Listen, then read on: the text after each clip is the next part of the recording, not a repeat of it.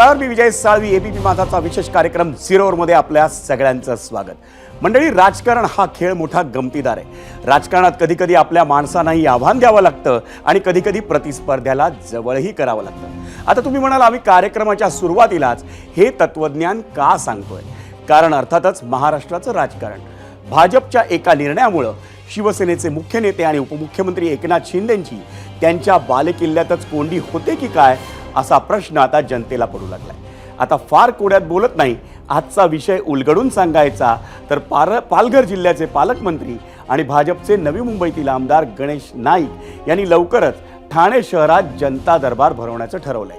ठाण्याच्या सुप्रसिद्ध गडकरी रंगायतांमध्ये नाईक जनतेचे प्रश्न सोडवणार आहेत. आता कुणी म्हणेल त्यात विशेष काय आहे, तर ऐका. नाईक हे राज्याचे वनमंत्री आहेत. त्यांचा ऐरोली हा मतदारसंघ ठाणे जिल्ह्यातच आहे. जनता दरबार भरवला तर त्यात काय विशेष? पण मंडळी, राजकारण खरंच इतकं साधं सोपं असतं तर अजून काय हवं होतं?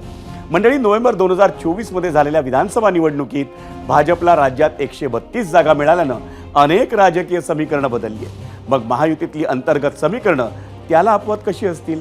आधी एकनाथ शिंदे मुख्यमंत्री होते, आता देवेंद्र फडणवीस मुख्यमंत्री आहेत. सत्ता स्थापनेची प्रक्रिया सुरू असताना शिंदे नाराज असल्याच्या अनेक बातम्या येत होत्या.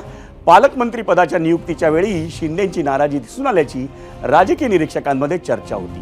त्यामुळे गणेश नाईकांची ही घोषणा त्याचीच परतफेड तर नाही ना, असा प्रश्नही अनेकांना पडलाय. मी पालघर जिल्ह्याचा पालकमंत्री आहे. दर 2-1 महिन्यांनी तिथे जनता दरबार लावणार आहे. ठाण्यामध्ये दर 3 महिन्यांनी लावेल. नवी मुंबईमध्ये माझा मतदारसंघ म्हटलं तर दर महिन्याला जनता दरबार लावेल. शेवटी ही सरकारची संयुक्त जबाबदारी आहे.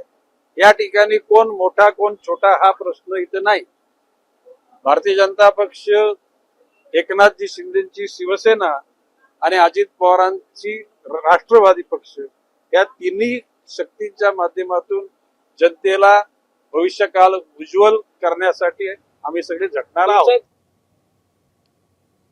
बरं मंडळी, फक्त गणेश नाईक यांनीच त्यांच्या जनता दरबारावरून भाष्य केलंय का? तर तसं नाही. खुद्द भाजपचे प्रदेशाध्यक्ष चंद्रशेखर बावनकुळेंनीही महत्त्वाचं वक्तव्य केलंय. गणेश नाईकांची भूमिका म्हणजे भाजपची भूमिका आहे का, असा प्रश्न जेव्हा आम्ही चंद्रशेखर बावनकुळेंना विचारला, त्यावर ते म्हणालेत की जनतेच्या भल्यासाठी शिवसेनेच्या नेत्यांनीही जनता दरबार घेतले तरी चालेल.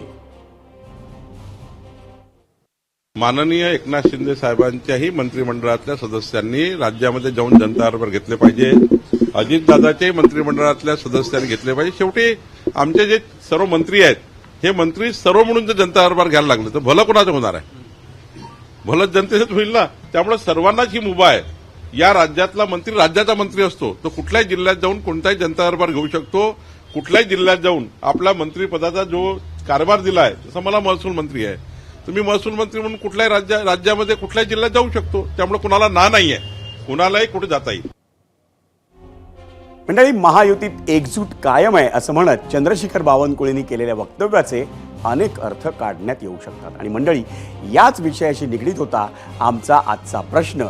त्या प्रश्नावर एबीपी माझाच्या प्रेक्षकांनी सोशल मीडियावर दिलेल्या प्रतिक्रिया आपण काही वेळानं पाहणार आहोत. पण आधी पाहूया आजचा प्रश्न काय होता आणि त्यासाठी जाऊयात पोल सेंटर. आपला आजचा प्रश्न: एकनाथ शिंदे पालकमंत्री असलेल्या ठाण्यात भाजपचे गणेश नाईक जनता दरबार घेणार. भाजप शिंदेना आव्हान देऊ पाहतंय का? होय आणि नाही असे 2 पर्याय या प्रश्नावर आम्ही आपल्याला दिलेले होते.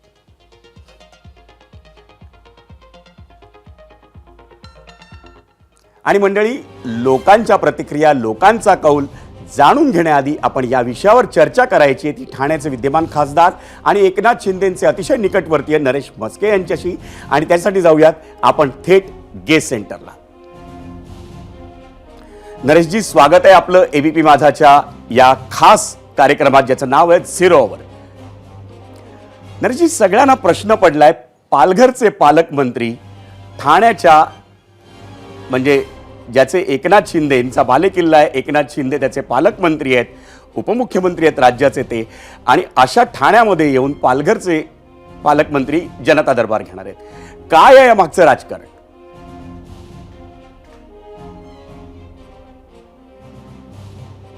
हे बघा, जनता दरबार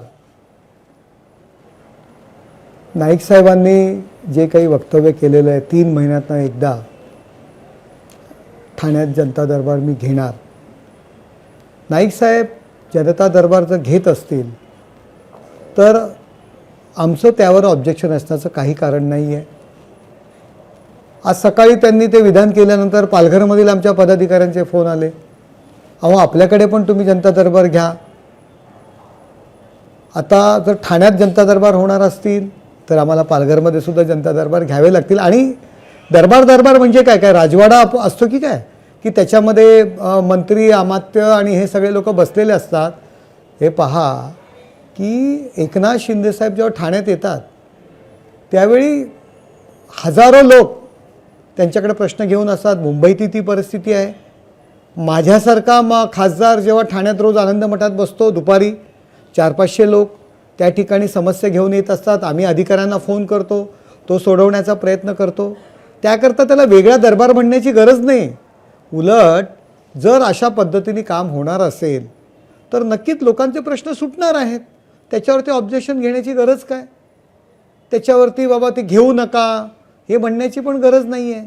खूप चांगला पायंडा ते पाडत असतील तर आम्हीसुद्धा पालघरमध्ये जनता दरबार घेऊ. कारण शेवटी त्यांचं अनुकरण तर आम्हाला करणं गरजेचं आहे, कारण खूप चांगला पायंडा आहे आणि त्याचा अनुकरण करणं गरजेचं आहे. हा तुमचा जो मुद्दा आहे ना, हा राजकारण कधीही साधं सोपं नसतं असं जे म्हटलं जातं. बुद्धिबळाच्या खेळात राजाला थेट आव्हान द्यायचं तर त्याला चेक द्यावा लागतो.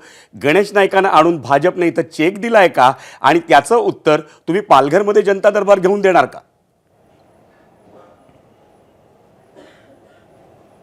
बघा, हे उत्तर देण्याचा विषय नाही आहे. तुम्ही शहर काटशा म्हणालात कोणाशी अनेकांचे खेळायचं, फोन आम्ही देखील आले. युतीतली लोक आहोत. लोकसभा कार्यकर्ते जर ची इच्छा असते ना की बाबा आपल्याही मंत्र्यांनी आपल्या पक्षातील नेत्यांनी या ठिकाणी यावं आणि जनता दरबार घ्यावा जर दुसऱ्या पक्षाचे घेत असतील तर. आणि आमचं काही ऑब्जेक्शन नाही आहे. जो सकाळपासून मीडियामध्ये हा विषय एकटा लढो किंवा एकटे लढणार, हे बघा, लोकसभा विधानसभा आम्ही एकत्र लढलेलो आहोत. त्यामुळे स्थानिक स्वराज्य संस्थासुद्धा एकत्र लढायला पाहिजेत असं आमचे नेते ठामपणे सांगत असतात. मुख्य नेते एकनाथ शिंदेसाहेब. आमच्याकडे पण कार्यकर्ते म्हणतात आम्हाला वेगवेगळं लढायचं आहे, परंतु शिंदेसाहेब स्पष्टपणे सांगतात की लोकसभा विधानसभा मी एकत्र. तुम्हाला एक उदाहरण देतो की दिल्लीमधील आप या पक्षाचे 15 आमदार शिवसेनेचे धनुष्य बाण घेऊन लढण्याकरता तयार होते. त्या बैठकीला मी स्वतः उपस्थित होतो. परंतु शिंदे साहेबांनी स्पष्टपणे सांगितलं की आमची आणि भाजपाची युती आहे, त्यामुळे तिथे आम्ही शिवसेना लढणार नाही आहोत आणि हे अशा पद्धतीने आम्ही डावपेच खेळणार नाहीत. आमचा पाठिंबा भारतीय जनता पार्टीला आहे आणि दिल्लीमध्ये तशा पद्धतीने आम्ही पाठिंबा जाहीरसुद्धा केला. शिंदे साहेबांचा हा नेत्यांचं काम आहे. भाजप का नाही फडणवीस साहेब दाखवत? सुद्धा आपल्या कार्यकर्त्याला सांगत असतात. नाही बघा, फडणवीस साहेब सुद्धा याच पद्धतीने लोकांना, कार्यकर्ते आणि पदाधिकाऱ्यांना सांगत असतात. नेत्यांनी, प्रत्येक पक्षाच्या नेत्याचं काम आहे की लोकसभा आणि विधानसभा एकत्र लढायची आणि स्थानिक स्वराज्य संस्थेला की आपण एकमेकांच्या विरोधात तिथे प्रचार करायचा. लोकांमध्ये काय भावना पोचणार, लोकांमध्ये काय विचार जाणार, हे नेत्यांनी समजवणं. कार्यकर्त्यांची इच्छा असते हो, परंतु नेत्याचं काम आहे की कार्यकर्त्यांना समजवणं. मस्के साहेब, आपण शिवसेनेचे खूप जुने कार्यकर्ते आहात. आपल्याला कल्पना आहे की ठाणे आणि पालघर हे 2 जिल्हे प्रशासकीय व्यवस्थेसाठी जरी वेगळे झाले असले तरी त्यांचा आत्मा एक आहे. आपण ज्यांना मानता त्या दिघे साहेबांनी या दोन्ही जिल्ह्यांसाठी काम केलं आहे. आपण ज्यांच्याबरोबर आता काम करता एकनाथ शिंदे, त्यांनी या दोन्ही जिल्ह्यांसाठी काम केलं आहे. आणि अशा वेळी त्या ठाणे जिल्ह्यात कुणी एकेकाळी जेव्हा भाजपचा गड म्हणून तो ओळखला जायचं, तिकडे भाजपचा खासदार निवडून यायचा आणि बाळासाहेबांच्या आग्रहासाठी ती जागा शिवसेनेला सुटली आणि त्यानंतर शिवसेनेचा खासदार तिथे सुरू झाला. आता या परंपरेची असताना देखील तिकडे गणेश नाईकांसारखा मोहरा भाजपने आणण्याचं नेमकं कारण काय मग? हे बघा, हे तसं नाही आहे. गणेश नाईक साहेबसुद्धा ज्येष्ठ नेते आहेत किंवा त्यांनी तशा पद्धतीने बाबा शिवसेनेसमोर आव्हान, एकनाथ शिंदे साहेबांवर आव्हान, अशा पद्धतीचं कुठलंही वक्तव्य नाईक साहेबांनी केलेलं नाही आहे. मीडिया आणि ह्या काही बातम्या ज्या पद्धतीने जे दाखवल्या जातात तशी काही परिस्थिती नाही आहे. शिवसेना, भाजप, महायुती भरभक्क म्हणजे एकजूट आहे. काहीही त्याच्यावरती परिणाम होणार नाही. कार्यकर्त्यांच्या इच्छा असतात, काही कार्यकर्ते बोलतात वेगळं लढायची, आणि आम्ही तरी महायुती म्हणून लढण्याच्या तयारीत आहोत. आणि त्यातूनही कुणाला जर एकटं लढायचं असेल तर आमची सुद्धा तयारी आहे. अहो, गेले 40 वर्ष सर्व पक्ष मिळून आमच्या विरुद्ध लढत आहेत. ठाणं असेल, पालघर, कल्याण असेल, पालघर नगरपालिका असेल, जिल्हा परिषद असेल, ठाणे जिल्हा परिषद असेल, कल्याण डोंबिवली महानगरपालिका असेल, सर्व पक्ष आमच्या विरुद्ध 40 वर्ष लढत आहेत. तरीसुद्धा आम्ही एकटे लढूनसुद्धा त्या सर्व ठिकाणी आम्ही आमच्या शिवसेनेच्या सत्ता आणलेल्या आहेत. शिवसेनेची सत्ता निवडून आणलेली आहे. त्यामुळे जर दुसरं कुणाला एकटं लढायचं असेल तर आमची सुद्धा तयारी एकटं लढण्याची आहे. हे फार महत्त्वाचं विधान केलंय तुम्ही. पण आपण गणेश नाईकांना काय आज ओळखत नाही. आपण दोघांनी एकत्र काम केलं देखील असेल. एकनाथ शिंदेनी त्यांच्यासोबत काम केलेलं आहे. गणेश नाईक हे स्वतः ठाणे जिल्ह्याचे पालकमंत्री होते कित्येक वर्ष. त्यांची प्रतिमा ही तुमच्या मंडळींसारखीच डॅशिंग आहे. ते बोलताना कोणाला तसे ऐकत नाहीत. अशा माणसाबरोबर एकत्र काम करताना अडचण येते का, म्हणून त्यांनी स्वतंत्र दरबार भरायचं वगैरे ठरवलंय? नाही, तसं काय नाही आहे. नाईक साहेब आमचे ज्येष्ठ नेते आहेत, त्यांच्यासोबत आम्ही काम केलेलं आहे. तशा पद्धतीचं काही वातावरण नाही आहे. सगळे सलोख्याचं वातावरण आहे आणि अशा पद्धतीने काहीही मला वाटत नाही. अहो, दरबार मी पुन्हा एकदा म्हणतो आहे की शिवसेना भाजपचे जे नेते आहेत, लोक रोज हजारो लोकांचे प्रश्न सोडवतात. दरबार म्हणजे वेगळं काय असतं? दरबार म्हणजे काय असतं की लोक त्या ठिकाणी येतात, प्रश्न मांडतात, सरकारी अधिकारी त्या ठिकाणी उपस्थित असतात आणि तो सोडवण्याचा प्रयत्न करतात. त्याला म्हणतात दरबार. आता रोज आमच्या कार्यालयामध्ये 400 ते 500 लोक येतात. शिंदेसाहेब असताना हजारो लोक येत असतात. शिंदेसाहेब प्रत्येकाला भेटतात, प्रत्येक अधिकाऱ्याला फोन करतात. माझ्यासारख्या खासदारसुद्धा प्रत्येक अधिकाऱ्याला फोन करतो, त्यांचा प्रश्न सोडवण्याचा प्रयत्न रोजच आमचे दरबार असतात. त्याच्यामुळे दरबार म्हणजे वेगळं काय राजकारण नाही आहे ना. त्याच्यामुळे त्याच्यावरनं एवढा आकांतांडव करणं किंवा दिवसभर त्याविषयी एवढ्या मोठ्या चर्चा, आता युतीत काय होणार, ठाणे जिल्ह्यामध्ये शिवसेना भाजपमध्ये वाद, अशा पद्धतीचं वातावरण जर कोण काही करत असेल तर मला वाटतं त्याला काही अर्थ नाही. मगाशी तुम्हीही म्हणालात की तुम्ही पालघरमध्ये दरबार घेऊ शकता, आणि म्हणजे शिंदेसाहेब असतील ते, कारण शिंदेसाहेबांकडे ठाण्याचं पालकमंत्रीपद आहे आणि ते उद्या उपमुख्यमंत्री यांना त्याने दुसऱ्या कुठल्याही जिल्ह्यात जाऊ शकतात. पण भाजपकडनं चंद्रशेखर बावनकुळेंनी नाईकांच्या या घोषणेचं समर्थन देखील केलेलं आहे आणि ते देखील म्हणत आहेत की राष्ट्रवादीची मंडळी असतील किंवा शिवसेनेची, महायुतीतली अर्थातच, तर ही मंडळी कुठेही जनता दरबार घेऊ शकतात. त्या मुद्द्यावर तुमचं मत काय? नाही, बरोबर आहे.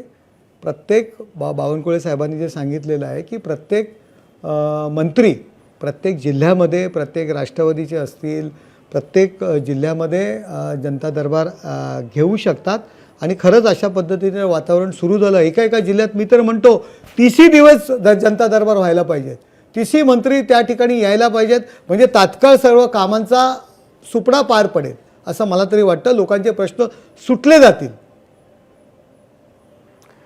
धन्यवाद नरेश म्हस्केजी, आपण ABP माझाच्या या 0 ओव्हरमध्ये अगदी दिलखुलासपणे संवाद साधलात त्याबद्दल. तर मंडळी, हे होते नरेश म्हस्के जे आपल्याशी संवाद साधत होते.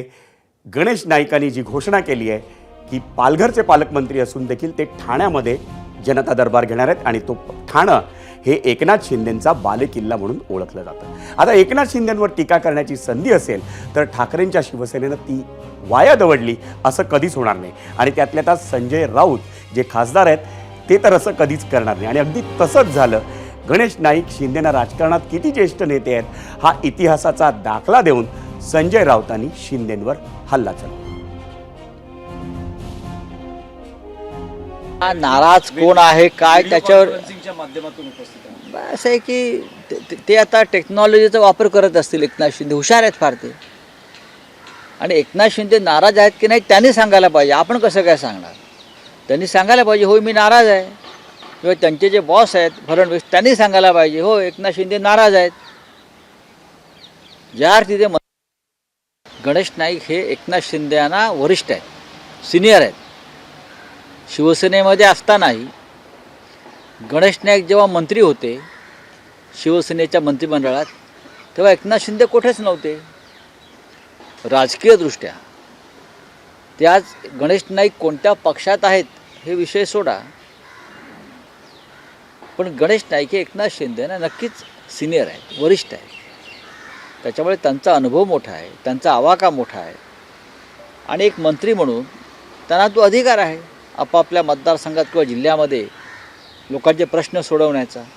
त्याच्यामध्ये मला काही चुकीचं असं वाटत नाही.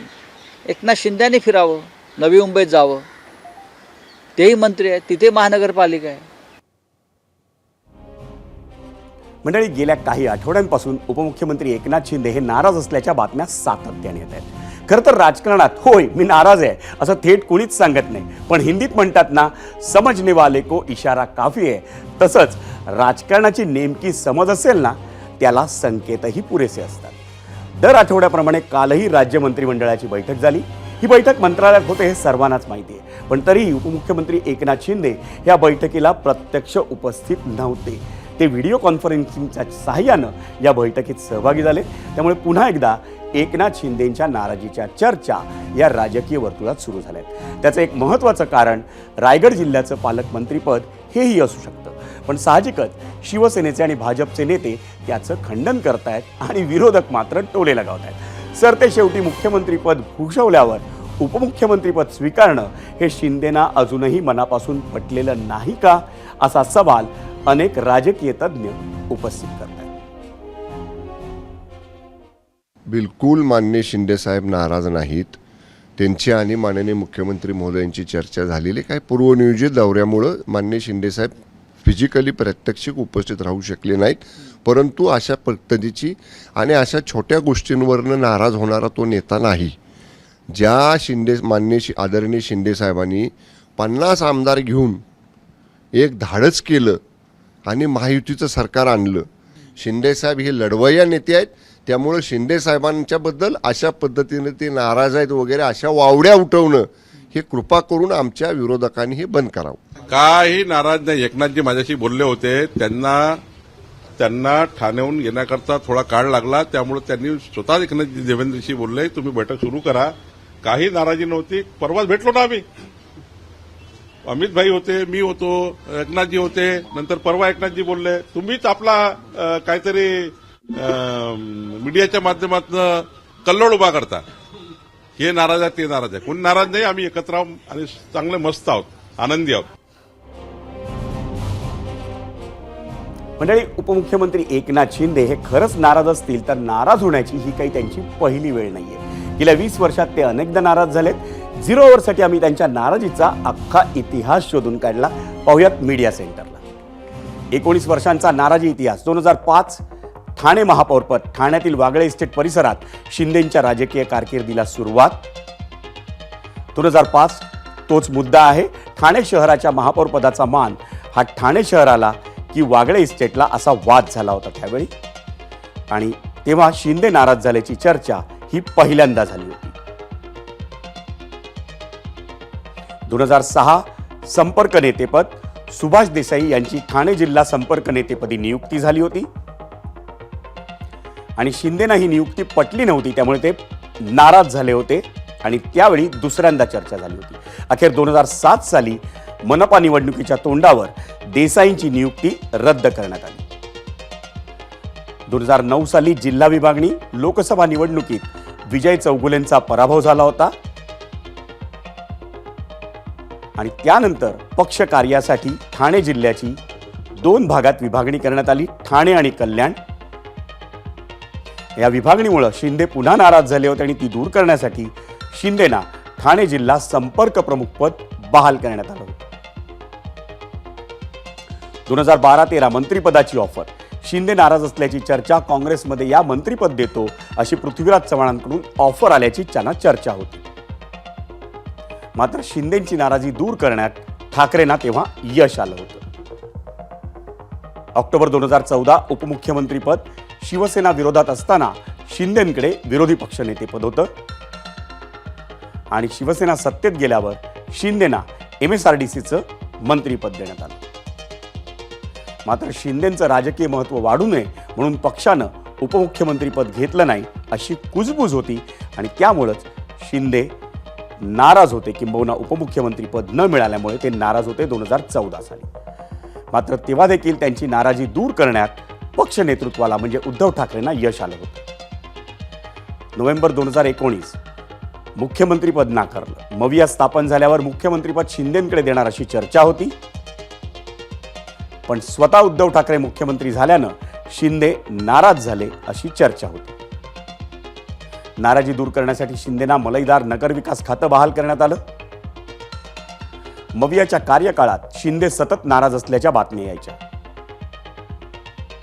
जून 2022 मध्ये राज्यसभा निवडणुकीसाठी पक्षाच्या रणनीतीपासून शिंदेना लांब ठेवण्यात आलं.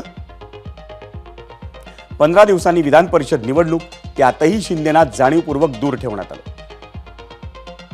आणि विधान परिषद निवडणुकीच्या दुसऱ्या दिवशी शिंदेंनी ऐतिहासिक बंड केलं आणि ते भाजप राष्ट्रवादी सोबत जागा वाटपात शिंदेंकडून 2024 ची ही घटना आहे. लोकसभेचं जागा वाटप 15 जागांची आग्रही मागणी शिंदेंकडून करण्यात आली. भाजपकडून नकार आल्यावर शिंदे नाराज झाल्याची चर्चा होती एप्रिल 2024 लोकसभेच्या वेळी.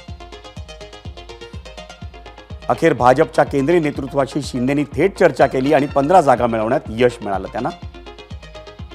विधानसभेचं जागा वाटप सुरू असताना देखील शिंदे नाराज असल्याची चर्चा होती. ऑक्टोबर 2024 मध्ये शिंदेना 100 जागा हव्या होत्या अशी माहिती होती, पण अखेर 87 जागांवर त्यांना समाधान मानावं लागलं. विधानसभेच्या निकालात भाजपला 132 आणि शिवसेनेला 57 जागा मिळाल्या. मुख्यमंत्रीपदावर भाजप ठाम राहिलं. शिंदेना मात्र मान्य नसल्याची ती चर्चा होती. वाटाघाटी सुरू असतानाच ते दरेगावी गेले. आजारी असल्याचं कारण सांगितलं. 23 नोव्हेंबर ते 5 डिसेंबर या कालावधीत. शपथविधीच्या काही वेळ आधीपर्यंत शिंदे हे उपमुख्यमंत्रीपद स्वीकारण्यास तयार नव्हते अशी ही चर्चा आहे. अखेर शिंदेंची समजूत काढण्यात यश आलं आणि 5 डिसेंबर रोजी फडणवीस हे मुख्यमंत्रीपदी आणि शिंदे आणि अजितदादा हे उपमुख्यमंत्रीपदी विराजमान झाले शपथविधीनंतर.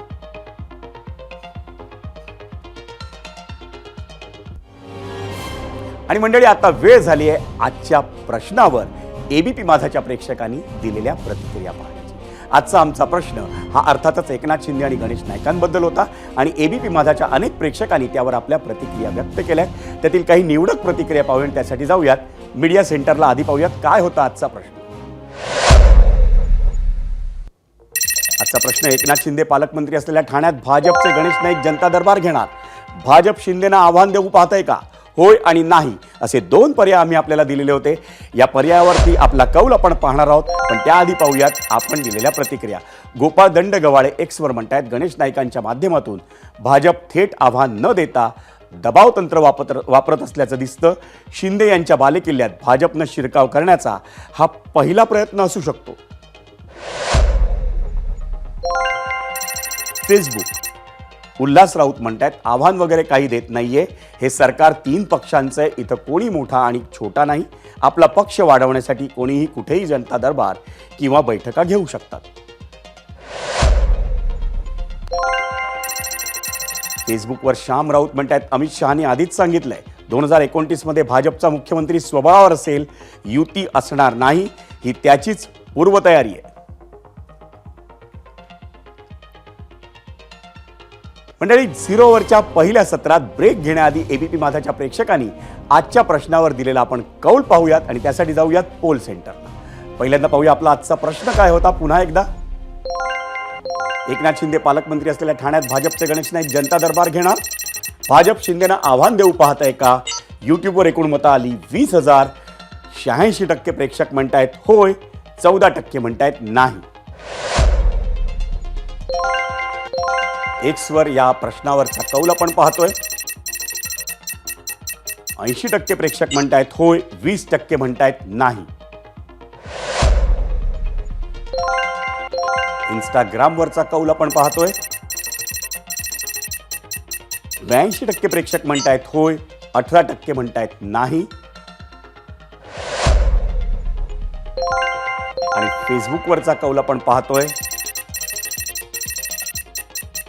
58% प्रेक्षक म्हणतायत होय, 42% प्रेक्षक म्हणतायत नाही. मंडळी, आज या झिरो ओव्हरमध्ये एकनाथ शिंदे आणि गणेश नाईकांबद्दलच्या चर्चेच्या निमित्तानं ठाणे शहर आणि त्या परिसरातलं राजकारण हे प्रकाश होतात आलं. या विषयाला मंडळी एक महत्त्वाची आणखी एक बाजू आहे आणि ती म्हणजे ठाण्याचा राजकीय इतिहास. आपल्या सर्वांना आठवत असेल, लोकसभा निवडणुकीच्या जागा वाटपात देखील भाजपनं ठाण्यासाठी प्रचंड आग्रह धरला होता. अगदी शेवटी जाहीर झालेल्या जागांमध्ये ठाण्याची जागा होती आणि त्याचं एक कारण असू शकतं की ठाणे हा गेल्या 30 वर्षांपासून शिवसेनेचा बालेकिल्ला असला तरी त्याआधी तो भाजपचा गड होता. 1977 आणि 1980च्या लोकसभा निवडणुकीत आधी जनसंघ आणि नंतर भाजपचे रामभाऊ म्हाळगी खासदारपदी निवडून गेले होते. तर 1989 आणि 1991च्या लोकसभा निवडणुकीत राम कापसे यांना भरभरून मतं मिळाली. 1996च्या निवडणुकीत मात्र बाळासाहेब ठाकरेंनी ठाण्याच्या जागेसाठी आग्रह धरला आणि भाजपनं तो मान्यही केला. 1996 आणि त्यापुढच्या 3 निवडणुकांमध्ये शिवसेनेचे प्रकाश परांजपे सलग 4 वेळा निवडून आले.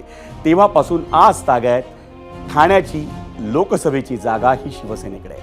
त्यामुळे गणेश नाईकांच्या रूपानं ठाण्यावरील आपलं वर्चस्व भाजप पुन्हा प्रस्थापित करू पाहतंय का, असा प्रश्न नक्कीच निर्माण होतो. आणि विशेष म्हणजे गणेश नाईक हे मूळचे शिवसैनिक, नंतर ते शरद पवारांच्या राष्ट्रवादीत गेले, हा भाग वेगळा. पण एकनाथ शिंदे नगरसेवक असताना गणेश नाईक हे ठाण्याचे पालकमंत्री राहिलेले. आर्थिक आणि अन्य सर्वच अर्थानं नाईक सक्षम आहे. नवी मुंबईच्या राजकारणात त्यांचा चांगलाच दरार आहे. 2009 सालच्या लोकसभा निवडणुकीत गणेश नाईकांनी त्यांचे सुपुत्र संजीव नाईक यांना ठाण्याच्या खासदारपदी निवडून आणलं होतं आणि म्हणूनच ठाण्याच्या गडात शिंदेना कोणी टक्कर देऊ शकेल तर ते भाजपकडून गणेश नाईकच, असा विचार भाजपच्या वरिष्ठ नेतृत्वानं केल्याची शक्यता नाकारता येत नाही. ही झाली राजकीय बाजू. ठाण्याच्या मुद्द्याला आर्थिक बाजू देखील मोठी आहे. नव्यानं उभं राहणारं वाढवण बंदर हे ठाण्याच्या हद्दीपासून फार लांब नाही. तसंच भिवंडी काल्हेर पट्ट्यात हजारो गोदामं जी उभी राहिली आहेत ती देखील ठाण्याला लागून आहेत. नागपूर मुंबई समृद्धी महामार्ग असो किंवा मुंबई दिल्ली एक्सप्रेसवे, त्यांची सुरुवात ही ठाणे जिल्ह्यातून होती. जी तिसरी मुंबई मुख्यमंत्री फडणवीस विकसित करू पाहत आहेत ती देखील ठाण्याच्या शेजारी आहे. एकंदरीत अर्थव्यवस्था आणि पायाभूत सुविधांच्या दृष्टीनं ठाणे जिल्ह्याचं महत्त्व अधिक वाढलंय. एबीपी माझा, उघडा डोळे बघा नीट.